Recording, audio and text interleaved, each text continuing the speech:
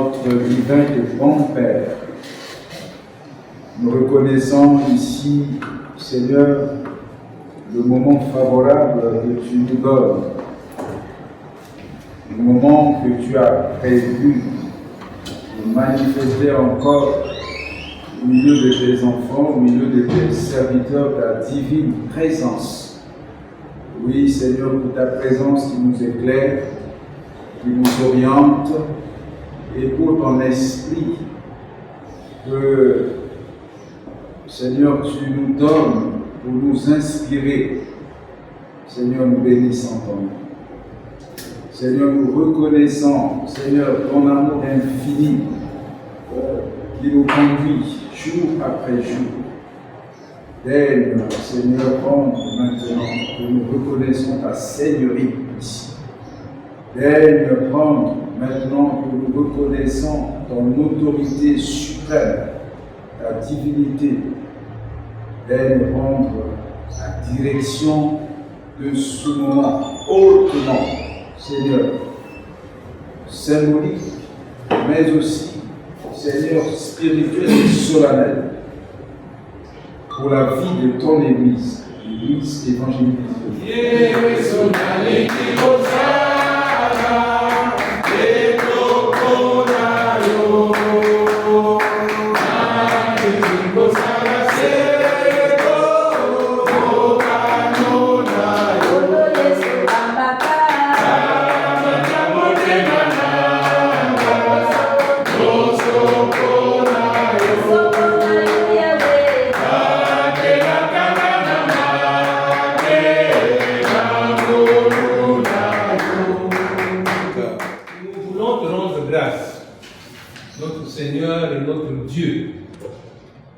De ce que tu as permis ce moment, riche en bénédiction, mais riche aussi en solennité.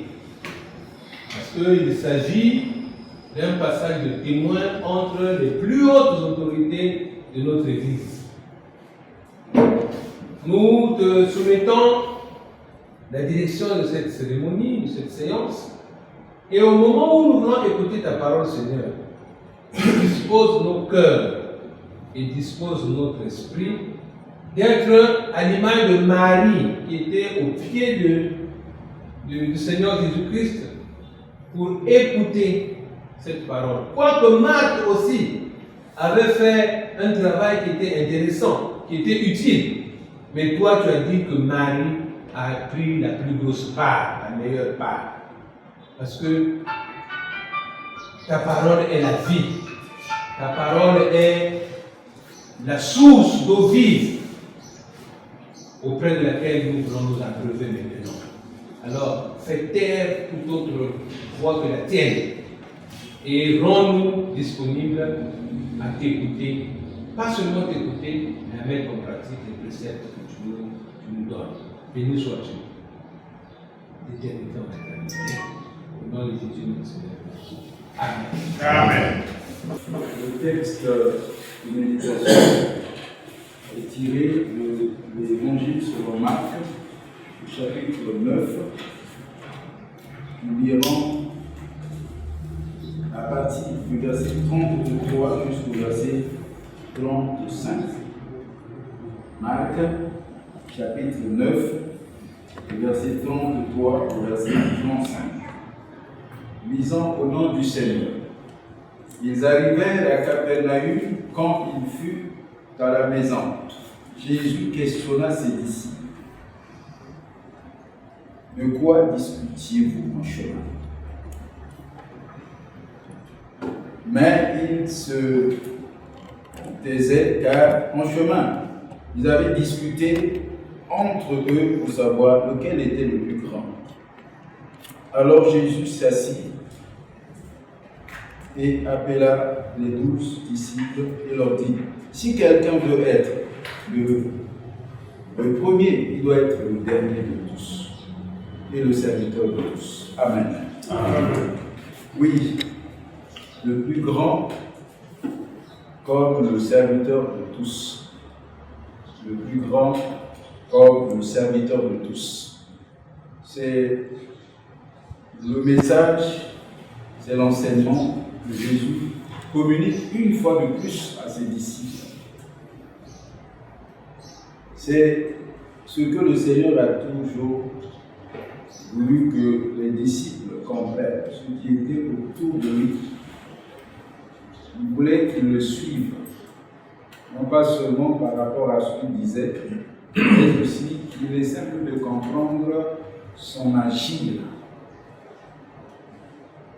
C'est un peu de comprendre toutes ses attitudes.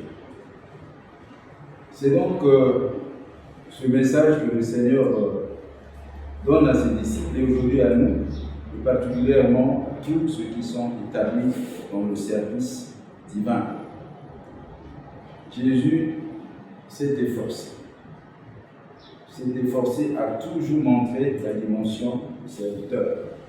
Nous savons qu'il n'avait pas seulement la dimension du serviteur, qu'il était Dieu, qu'il était Seigneur. Nous savons que c'est lui le Christ, c'est lui.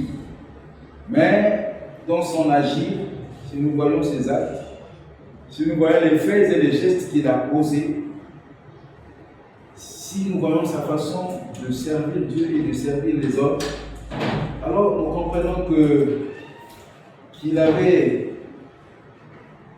mis l'accent sur le service et il s'était consacré à cela. Il faut se consacrer pour le service. Il faut se consacrer pour le service de Dieu et le service des hommes. C'est ça qui est important pour la mission divine.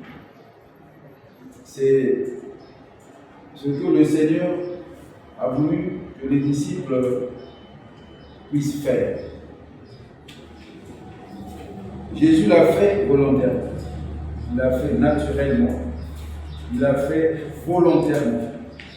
Même lorsque la tentation pouvait venir de libérer, de montrer sa suprématie, sa puissance, il faisait toujours attention pour rester dans la dimension de serviteur et qui va avec l'humilité. Avec l'humilité. Même lorsque les disciples parfois ne voulaient pas comprendre. Oui, ils s'obstinaient à ne pas parfois comprendre, à faire le contraire de ce que le Seigneur voulait. Souvent, ils allaient dans une autre direction. Souvent, ils avaient d'autres prétentions. Souvent, ils avaient d'autres motivations. Souvent. Pas parfois, mais souvent. Et lorsque le Seigneur voulait leur dire, mais apprenez de moi, c'est ce qu'il dit même dans le même évangile de Marc, je crois. Apprenez de moi et vous serez des serviteurs inutiles. Apprenez de moi. Vous serez des serviteurs inutiles au service de Dieu et de l'Église, et on peut ajouter des hommes. Car le Fils de l'homme lui-même, c'est lui qui le dit, il insiste. Il ne dit pas le Fils de l'homme, non, il dit le Fils de l'homme lui-même. Lui-même, qui est le chef de l'Église. En réalité, c'est lui le chef. Sous d'autres cieux, on peut dire c'est lui le boss. C'est lui le chef. C'est lui-même. Il n'est pas venu pour se faire servir, mais il est venu pour servir et donner sa vie comme rançon pour libérer une multitude de gens. C'est la règle d'or. La règle d'or pour toute mission, c'est ça. C'est ces dispositions que le Seigneur voulait que les disciples comprennent, et c'était possible aussi qu'ils le comprennent. Mais ils étaient toujours parfois mus par la volonté, disons, de faire autre chose que ça. Et donc ça étonne le Seigneur, c'est la question qu'il leur dit. Ça étonne le Seigneur. La question de Jésus n'est pas une simple question, c'est un reproche sévère. La question de Jésus, c'est vraiment un reproche. Sinon, vous savez, les disciples, il y a deux aspects. Il y a des moments où le Seigneur semblait ne pas être là, mais il était toujours. Si vous voyez la séquence de Jésus avec les disciples sur le chemin d'Emmaüs. Il les rencontre, mais il leur demande, mais de quoi vous entendez? Et souvent, il fait attention à toutes les motivations qui nous animent. Il fait toujours attention. Et il vient demander, et de quoi vous parlez? Pas parler. Et ici, Jésus vient leur demander également la même question. Comme pour leur faire prendre conscience que l'on fait attention. Faites attention pour que vous ne sortiez pas de la notion de service. Ils arrivaient à Capernaum, quand il fut à la maison, Jésus questionna. Aussitôt arrivé à la maison, il ne dit pas, mais qu'est-ce qu'on va manger? Comment on va faire? Non. Et comment on va s'installer ici? Ce n'est pas ça le plus important. Il avait compris que les disciples étaient en péril. Ils étaient en crise de pouvoir. Il avait compris.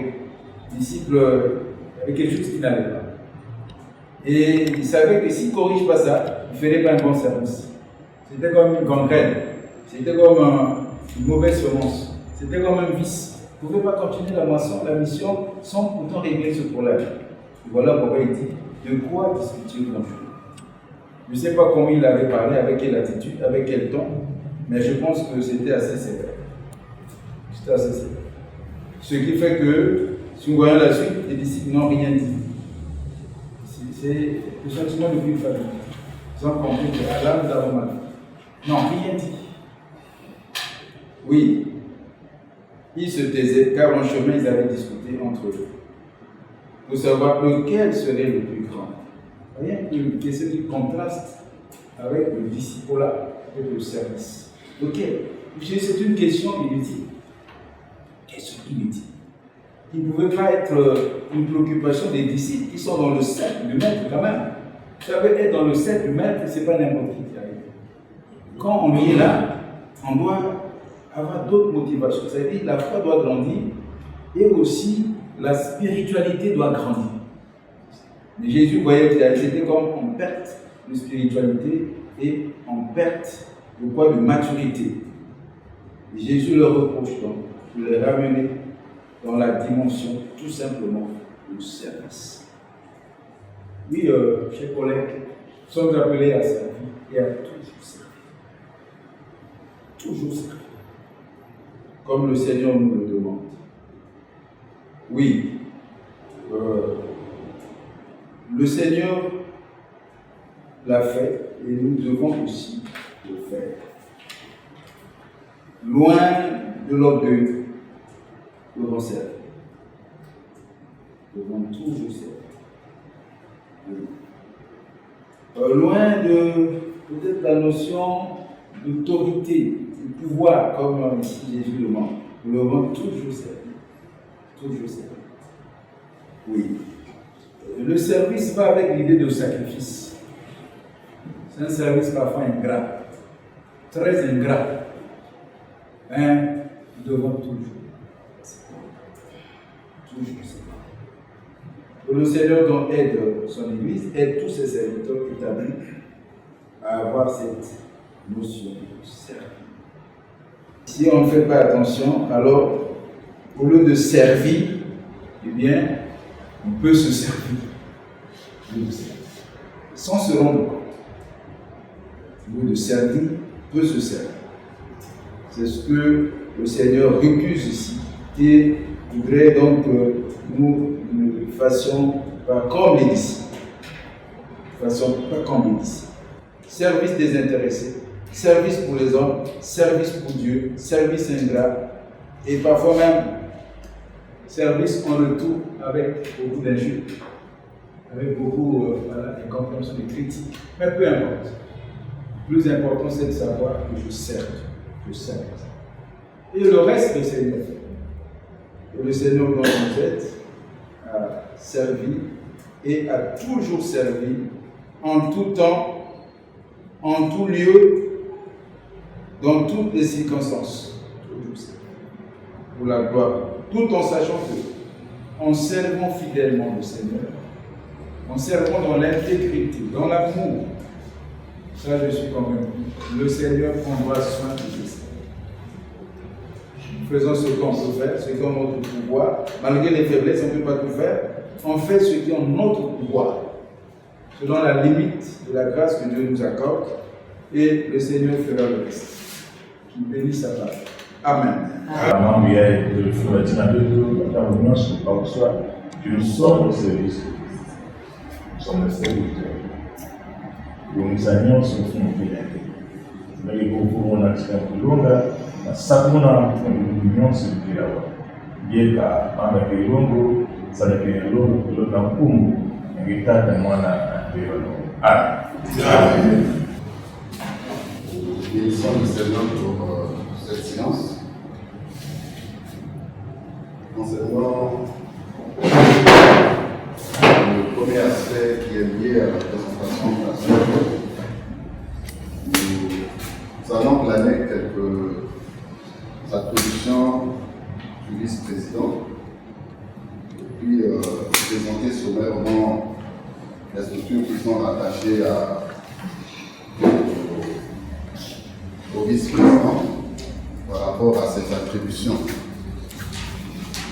que nous trouvons consignées dans les textes fondamentaux de notre Église, précisément au niveau des articles 98 à 103 du règlement intérieur. Pour ce qui est donc des attributions, de façon brève, nous pouvons dire que le vice-président aura à sa charge la vie des structures, notamment les consistoires, les départements, les champs d'évangélisation, les champs de mission. Toutes ces structures sont, selon les textes, sous le vice-président dès lors que l'esprit des textes est respecté, puisque selon les dispositions des textes, il est signifié que le président, par délégation de compétences, notifie au vice-président cette charge. Et en dehors de ça, par essence, le vice-président étant cadre, il a également mission donc de veiller au bon fonctionnement de ces structures. Il travaille donc en étroite collaboration avec les départements, avec les commissions, pour permettre le bon fonctionnement de ces structures, donc les départements et commissions et tout le reste. Il est donc le proche collaborateur du président, puisqu'il l'assiste dans toutes ses missions. Et quand il le reçoit, il est là parce qu'il supplée le président. Il est sous l'autorité du président. Pour cette raison, il a donc la vie et le fonctionnement. Il veille donc à la vie et au fonctionnement des structures qui sont rattachées au synode. Alors, par rapport donc à ses compétences, il a beaucoup de charges parce qu'il est au cœur, c'est vraiment la plaque tournante du bureau synodal. Plaque tournante du bureau synodal. Donc, si bien qu'il doit être résistant. Dans les projets, dans les jours à venir, nous parlerons donc du centre de formation professionnelle de Mémé. Nous avons aussi le centre de Yanga et celui de Loumont, qui d'ici là prendra donc corps. Toutes ces structures sont sous votre tutelle. Quelques notes aussi. Vous avez ici également les différents programmes et plannings des départements. Et toujours en ce qui concerne les départements et les institutions de formation, vous avez ici donc les règlements intérieurs des départements et les institutions de formation. D'autres sont en instance, puisqu'il faut les reviser pour les adapter au nouveau texte. Donc, c'est les premiers faits qui feront compter sur vous. Tous ceux qui iront en campagne, pas s'en prendre à vous parce que c'est vous qui les envoyez en campagne. Donc, c'est parce que nous allons faire avec ces consistoires ruraux. Voici un peu l'expérience de ce que nous pouvons partager avec vous, ce qui concerne la charge de vice-président de l'Église. Quand même, la clé. Donc, maintenant, vous avez ici donc le trousseau de clés qui vous permettra d'avoir accès dans votre cadre de travail. Merci. Merci.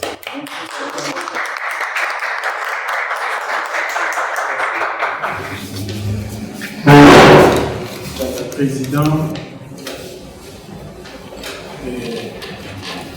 frères et sœurs, membres des bureaux synodaux, entrants et sortants, bien-aimés dans le Seigneur, je voudrais commencer par dire un grand merci au Seigneur qui vient de nous confier une nouvelle charge.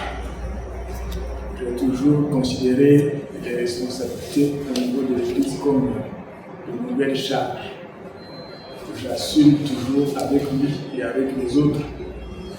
Parce que je comprends que servir Dieu, c'est servir les autres avec eux-mêmes. Merci à ton président et à ton vice-président pour ces mots, pour cette passation de consigne, pour tous les documents mis à ma disposition. À vous entendre, vous pouvez déjà avoir peur, mais quand je vous regarde à mes côtés, je me fortifie. Parce qu'en réalité, nous serons ensemble. Vous allez continuer à nous coacher. Nous qui commençons avec les autres membres du bureau synodal, parce que je conçois cette mission comme une mission commune. Il n'y a pas de charge qui est donnée uniquement à une seule personne. Chacun de nous se fera aider. Et là où nous sentirons limités, nous allons demander les services des autres membres du bureau synodal et du président en l'occurrence, tout en sachant que le Seigneur sera là pour nous accompagner tous. Donc, merci beaucoup. Merci. C'est le travail qui doit commencer maintenant, certainement sous peu. Et nous sommes ouverts. Nous sommes ouverts pour recevoir ce qui n'a pas été donné ou ce qui ne sera pas donné à cette occasion de la part des membres du bureau, surtout ceux qui ont de l'expérience de la gestion de l'Église au niveau du bureau synodal. Notre bureau sera ouvert, pourquoi pas à notre domicile également pour recevoir tous ces conseils. Et donc, voilà, nous croyons que nous servons le Seigneur pour réussir et quelle que soit la charge, si nous sommes ensemble, nous pouvons aller de l'avant. Toujours ensemble, on ne travaille pas en solo lorsqu'on sert Dieu, nous le savons tous. Donc, je n'ai pas peur, mais je suis confiant parce que c'est la vie de l'Église. Et l'Église ne doit pas s'éviter en notre temps. Nous avons tout ce qu'il faut, parce que c'est le Seigneur qui nous a choisis. Et il nous donnera à chacun ce qu'il convient pour qu'ensemble nous puissions faire avancer son œuvre jusqu'à ce que nous la laisserons aux générations à venir. Que le Seigneur nous bénisse tous. Merci beaucoup. Au nom de notre Seigneur Jésus, je vous déclare donc installé dans vos fonctions. Vous avez déjà les clés avec la conduite vice-président sortant. Allez vous installer dans votre bureau et commencer le travail. Que le Seigneur vous donne toutes les forces nécessaires et les aptitudes. Merci. Alors, je vous salue pour votre travail.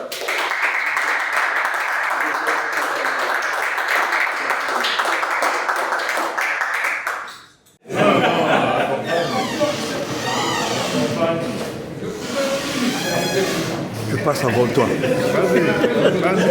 Vas-y.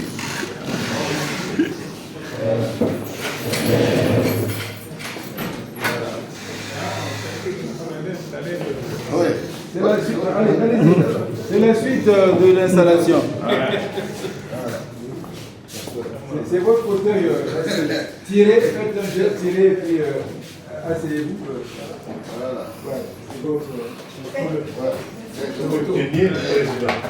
Il faut le tenir. Je ne sais pas comment ça soit ici. Ça bouge un peu, mais vous êtes bien installé dans votre. Voilà. Le vice-président est installé dans son fauteuil de responsabilité. Mais il faut le faire tourner dans les débats. Il faut faire les connexions là aussi. Voilà.